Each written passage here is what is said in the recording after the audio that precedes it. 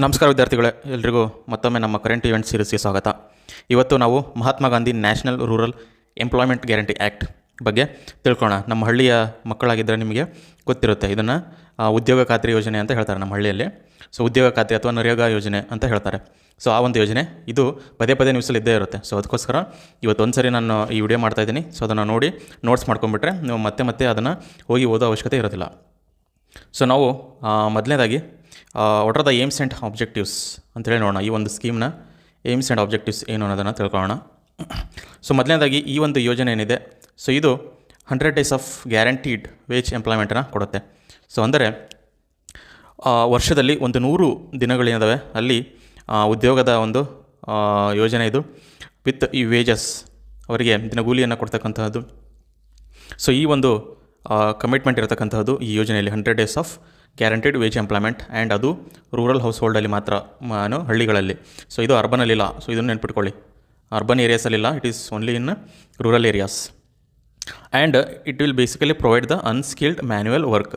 So unskilled ಅಂತ ಹೇಳಿದರೆ ಎಲ್ಲಿ ನಮಗೆ ಸ್ಕಿಲ್ನ ಅವಶ್ಯಕತೆ ಇಲ್ಲ, ಕ್ರಿಯಾಶೀಲತೆ ಅವಶ್ಯಕತೆ ಇಲ್ಲಪ್ಪ, ಒಂದು ಕೆರೆಯನ್ನು ಹೂಳೆತ್ತೋದಾಗಿರ್ಬೋದು, ಒಂದು ಅಲ್ಲಿ ರಸ್ತೆಯನ್ನು ಮಾಡ್ತಕ್ಕಂಥದ್ದು. ಸೊ ಇಂತಹ ಅನ್ಸ್ಕಿಲ್ಡ್ ವರ್ಕ್ಸ್ ಮಾತ್ರ ಇದರಲ್ಲಿ ಇರ್ತವೆ. It covers all rural households who volunteer for the work. ಎಲ್ಲ ಹಳ್ಳಿ ಇರ್ತಕ್ಕಂಥ ಮನೆಗಳನ್ನು ಕವರ್ ಮಾಡುತ್ತೆ. And they should volunteer for the work. ಅವರಿಗೆ ಕೆಲಸ ಮಾಡಬೇಕು ಅಂತಕ್ಕಂತಹ ಮನಸ್ಸಿರಬೇಕು, ಅಂಥವ್ರನ್ನ ಮಾತ್ರ. It provides legal right to employment. Legal right ಅಂತ ಹೇಳಿದರೆ ಕಾನೂನಾತ್ಮಕವಾದಂಥ ಹಕ್ಕು. ನಾವೇನು ಹೇಳಿದೆ, Mahatma Gandhi national rural employment guarantee act 2005. So ಇದೊಂದು ಕಾನೂನು. ಈ ಕಾನೂನಿನ ಮೂಲಕ ನಮಗೆ ಈ ಎಂಪ್ಲಾಯ್ಮೆಂಟನ್ನು ಕಟ್ಟಿರೋದಕ್ಕೆ ಇದನ್ನು ನಾವು ಲೀಗಲ್ ರೈಟ್, ಲೀಗಲಿ ಕಾನೂನಿನಿಂದ ನಮಗೆ ಸಿಕ್ಕಿರ್ತಕ್ಕಂಥ ಹಕ್ಕಿದು. ಸೊ ಒಂದು ವೇಳೆ ಈ ಹಕ್ಕು ನಮ್ಮಿಂದ ಯಾರಾದರೂ ತೊಗೊಂಡ್ರೆ ನಾವು ಏನು ಮಾಡ್ಬೋದು, ಕೋರ್ಟಿಗೆ ಹೋಗ್ಬೋದು. So that is why legal right ಅಂತ ಹೇಳಿರೋದು. Employment must be provided within 15 days of application.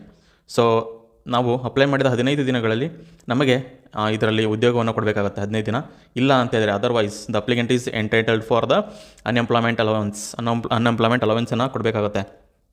So ಇಲ್ಲಿ ನೀವು ಹಳ್ಳಿಯವರಾಗಿದ್ದರೆ ಇಲ್ಲಿ ಗೊತ್ತಾಗುತ್ತೆ ರಿಯಾಲಿಟಿ ವರ್ಸಸ್ ಥಿಯರಿ ಅಂಥೇಳಿ.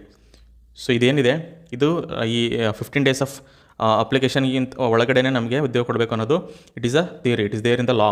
ಬಟ್ ರಿಯಾಲಿಟಿಯಲ್ಲಿ ಏನಾಗ್ತಾ ಇದೆ, ಸೊ 15 ದಿನದಲ್ಲಿ ಯಾರು ಕೊಡ್ತಾರಾ, ಯಾರು ಕೊಡ್ತಾ ಇಲ್ಲ. So that is what is the difference between the reality versus theory.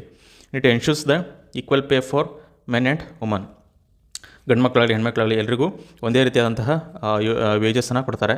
So ದಿನಗೂಲಿಯನ್ನು ಕೊಡ್ತಾರೆ, ಅಲ್ಲಿ ಯಾವುದೇ ರೀತಿಯಾದಂಥ ವ್ಯತ್ಯಾಸ ಇರೋದಿಲ್ಲ.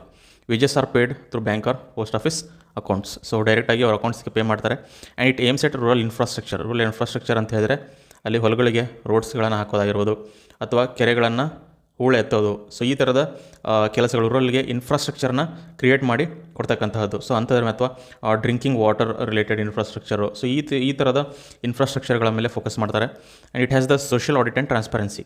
ಸೋಷಿಯಲ್ ಆಡಿಟ್ನ ನೀವು ನೆನ್ಪಿಟ್ಕೋಬೇಕು. ಸೋಷಿಯಲ್ ಆಡಿಟ್ ಅಂತ ಹೇಳಿದರೆ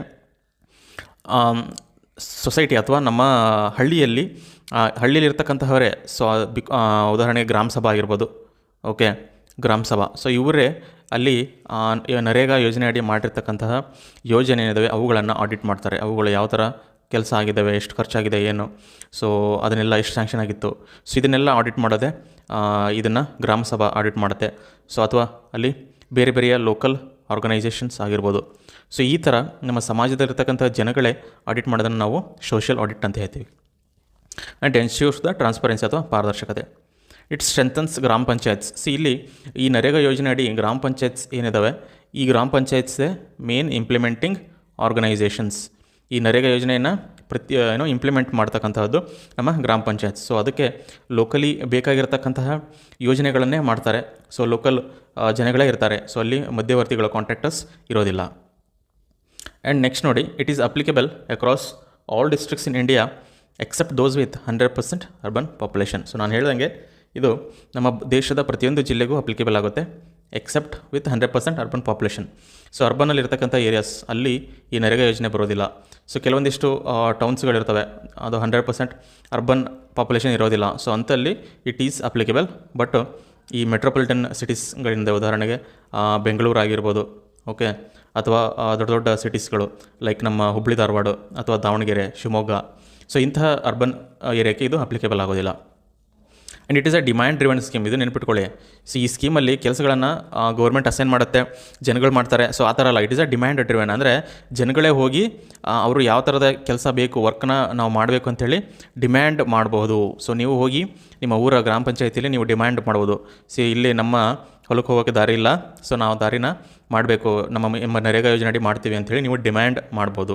so that is what is the theory. ನಾನು ಹೇಳ್ದಂಗೆ it is a theory versus practice ಅಥವಾ ರಿಯಾಲಿಟಿ ಏನಿದೆ. ಓಕೆ, ನೀವು ನಿಮ್ಮ ಗ್ರಾಮ ಪಂಚಾಯತ್ ಹೋಗಿ ಒಂದ್ಸರಿ ಕೇಳಿ ನೋಡಿ, ಗೊತ್ತಾಗುತ್ತೆ ಏನು ರಿಯಾಲಿಟಿ ಅಂತ. The work is provided on demand and not allocation based.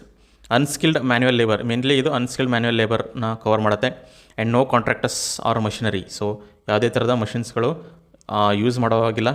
Okay, and no contractors ಸಹಿತ ಇರೋದಿಲ್ಲ, ಹಳ್ಳಿಯಲ್ಲಿರ್ತಕ್ಕಂಥ ಜನಗಳೇ ಮಾಡಿಸ್ತಾರೆ ಇದನ್ನು. ಸೊ ಇಲ್ಲೂ ನೋಡಿ, theory versus reality. Machinery use ಮಾಡೋ ಹಾಗಿಲ್ಲ, ಬಟ್ ರಿಯಾಲಿಟಿನಲ್ಲಿ ಏನಾಗ್ತಾ ಇದೆ, JCBಗಳನ್ನು ಯೂಸ್ ಮಾಡ್ತಾ ಇದ್ದಾರೆ. Reality versus theory, this is what is the government scheme is about. 60:40 wage and material ratio is maintained at the gram panchayat level. ಅಂದರೆ ಒಟ್ಟು ಖರ್ಚೇನಿದೆ ಪ್ರಾಜೆಕ್ಟಿಗೆ, ಅದರಲ್ಲಿ 60% it should go to the wages, ಜನಗಳ ದಿನಗೂಲಿಗೆ ಹೋಗಬೇಕಾಗುತ್ತೆ. ಇನ್ನು 40% ದ ಮೆಟೀರಿಯಲ್ಸ್ ಅಂತ ಹೇಳಿದ್ರೆ ಅದಕ್ಕೆ ಬೇಕಾಗಿಂಥ ವಸ್ತುಗಳು, ಸಾಮಗ್ರಿಗಳು, ಕಲ್ಲು, ಸಿಮೆಂಟು, ಸೊ ಈ ಥರದ ವಸ್ತುಗಳಿಗೆ 40% ಹೋಗಬೇಕಾಗುತ್ತೆ. ಆಮೇಲೆ 90:10 cost sharing between the central and states for the wages. So ಈ ವೇಜಸ್ ಏನಿದೆ 60% ಹೇಳಿದ್ನಲ್ಲ ವೇಜಸ್ಸು, ಆ ವೇಜಸ್ಸಲ್ಲಿ 90% ನಮ್ಮ ಕೇಂದ್ರ ಸರ್ಕಾರದಿಂದ ಬಂದರೆ ಇನ್ನು 10% ಮಾತ್ರ ರಾಜ್ಯದ ಶೇರು ಇರುತ್ತೆ. And 1/3 of the beneficiaries must be woman. So ನಾವು MG ನರೇಗಾ ಅಡಿ ಒಂದು ಗ್ರಾಮ ಪಂಚಾಯತಲ್ಲಿ ಏನೆಲ್ಲ ನಾವು ವರ್ಕ್ ಕೊಡ್ತೀವಿ, ಆ ಟೋಟಲ್ ವರ್ಕ್ಸಲ್ಲಿ 1/3 ಆಫ್ ದೆಮ್ ಅಥವಾ 33% ಕೇವಲ ಹೆಣ್ಣು ಮಕ್ಕಳಿಗೆ ಹೋಗಬೇಕಾಗುತ್ತೆ. ಸೊ ಇದು ಕೂಡ woman empowerment. So woman empowerment ಮಾಡೋದಕ್ಕೆ ಮತ್ತು ಹೆಣ್ಣುಮಕ್ಕಳು ಮನೆಯನ್ನು ಬಿಟ್ಟು ಹೊರಗೆ ಬಂದು ಕೆಲಸ ಮಾಡೋದಕ್ಕೆ ಒಂದು ಪ್ರೋತ್ಸಾಹ ನೀಡ್ತಕ್ಕಂಥದ್ದು. And there will be special provisions for the SC ST and differently abled persons. ST SC ಮತ್ತು ಡಿಫ್ರೆಂಟ್ಲಿ ಏಬಲ್ಡ್ಗೆ ಅವರಿಗೆ ಮೊದಲು ಆದ್ಯತೆ ಇರುತ್ತೆ, ಪ್ರಿಯಾರಿಟಿ ಅವರಿಗೆ ಇರುತ್ತೆ ಇಲ್ಲಿ. ಸೊ ಅದು that will provide the empowerment for the SCs STs as well as the differently abled persons. So this is all about the MG Narega scheme. I hope you all have understood. Okay, thank you very much.